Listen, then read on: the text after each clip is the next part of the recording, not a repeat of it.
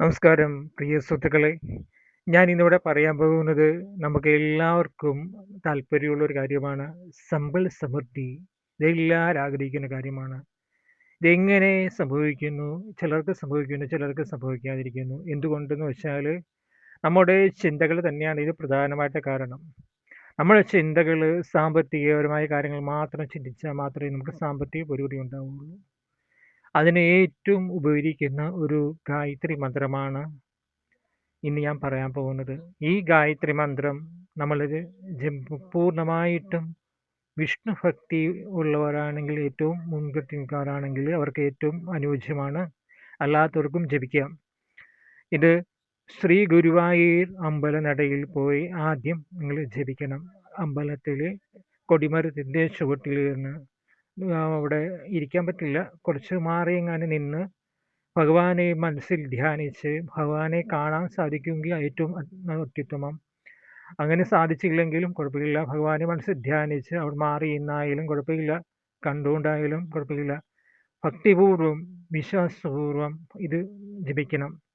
ഭഗവാനോട് നമ്മൾ എന്ത് പറഞ്ഞാലും ഭഗവാൻ കേൾക്കും. പക്ഷേ ഭക്തി വേണം, കളങ്കരഹിതമായ ഭക്തി.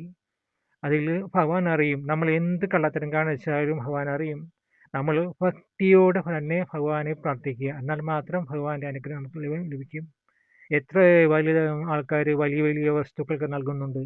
പക്ഷെ അത് ഭക്തിപൂർവമാണെങ്കിൽ ആ ഭഗവാൻ സ്വീകരിക്കും. അല്ലാത്തത് ആണെങ്കിൽ ഭഗവാൻ നിരസിക്കുക തന്നെ ചെയ്യും. ഒരു ഉറപ്പുള്ള കാര്യമാണ്. ഭക്തിയാണ് പ്രാധാന്യം, നിഷ്കളങ്കമായ ഭക്തി.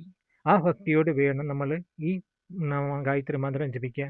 നിങ്ങൾക്ക് എന്താണ് സമർപ്പിക്കാൻ സാധിക്കുന്നത് അത് ഭഗവത്ഗീത പറഞ്ഞിട്ടുണ്ട്. പൂവോ കായോ ഇലയോ എന്ത് വേണമെങ്കിലും സമർപ്പിക്കാം. പക്ഷേ ഭക്തി ഉണ്ടാകണം, നിഷ്കളങ്കമായ ഭക്തി, ആത്മാത്മമായ ഭക്തി ഉണ്ടാകണം. അങ്ങനെ ഉണ്ടെങ്കിൽ മാത്രമേ നമ്മൾ എന്ത് സമർപ്പിച്ചാലും അതിനുള്ള ഫലം നമുക്ക് ലഭിക്കുകയുള്ളൂ. ഉണ്ണിക്കണ്ണൻ എല്ലാം അറിയാം, ഭഗവാൻ നമ്മുടെ മനസ്സും എല്ലാം ഭഗവാൻ അറിയാം. അപ്പോൾ നമ്മൾ നിഷ്കളങ്കമായ ഭക്തിയോടെ ഈ ഗായത്രി മന്ത്രം ഗുരുവായൂർ അമ്പലത്തിൽ നിന്ന് തുടങ്ങി ജപിക്കണം.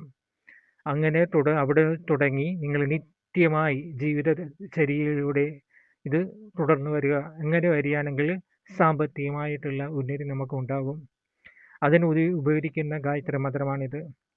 ഓം നാരായണായ വിദ്മഹേ വാസുദേവായ ധീമഹി തന്നോ വിഷ്ണു പ്രചോദയാത്. ഈ ഗായത്രി മന്ത്രമാണ് ജപിക്കേണ്ടത്. ഒന്നുകൂടെ പറഞ്ഞുതരാം.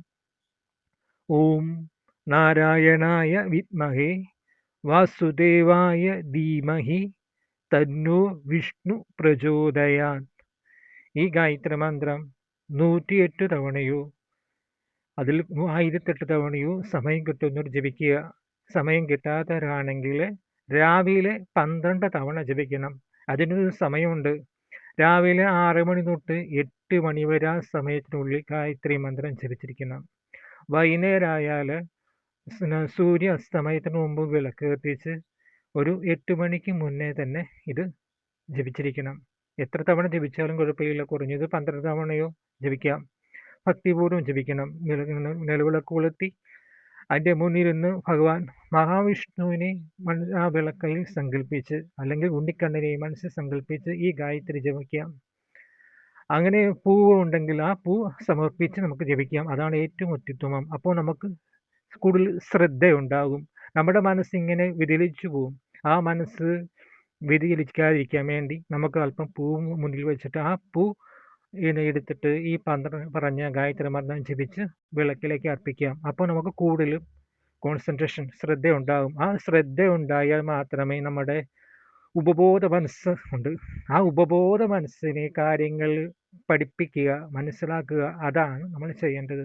അത് ഇച്ചിരി പാടുള്ള കാര്യമാണ്. അതിന് നമ്മൾ ഈ പറയുന്ന പ്രയോഗത്തിലൂടെയാണ് നമ്മൾ ചെയ്യേണ്ടത്. അതിനു വേണ്ടിയാണ് നമ്മുടെ പൂർവികർ ക്ഷേത്രങ്ങളിൽ വിഗ്രഹം ആരാധനയും അങ്ങനെ ആരാധനയൊക്കെ നടത്തിയിട്ടുള്ളത്. നമ്മുടെ ഉപബോധ മനസ്സിനെ ശക്തിപ്പെടുത്തുക, കാര്യങ്ങൾ മനസ്സിലാക്കാൻ വേണ്ടിയാണ്.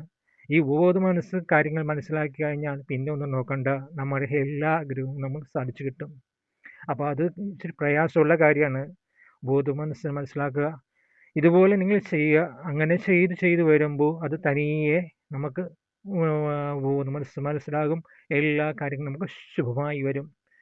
അപ്പോൾ ഈ പറഞ്ഞ ഗായത്രി മന്ത്രം നിത്യവും ജപിക്കണം.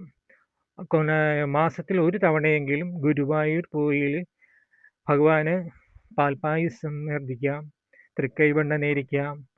നിങ്ങൾക്ക് ഇഷ്ടമുള്ളത്, നിങ്ങൾക്ക് ഭക്തിപൂർവ്വം എന്താണ് സമർപ്പിക്കാൻ സാധിക്കുന്നത് അതൊക്കെ സമർപ്പിച്ച് തൊഴാം. ഇങ്ങനെ ചെയ്തു വന്നാൽ ഉറപ്പായും നിങ്ങൾക്ക് സാമ്പത്തിക പുരോഗതി ഉണ്ടാകും. ജീവിതത്തിൽ എല്ലാവിധ ഐശ്വര്യവും സമ്പൽ സമൃദ്ധിയും നിങ്ങൾക്ക് ഉണ്ടാകുകയും ചെയ്യും. അപ്പോൾ എല്ലാവിധ ഐശ്വര്യവും സമ്പൽ സമൃദ്ധിയും ഭഗവാൻ ഗുരുവായൂരപ്പൻ നിങ്ങൾക്ക് നൽകട്ടെ എന്ന് ആത്മാർത്ഥമായി ഞാൻ പ്രാർത്ഥിക്കുന്നു.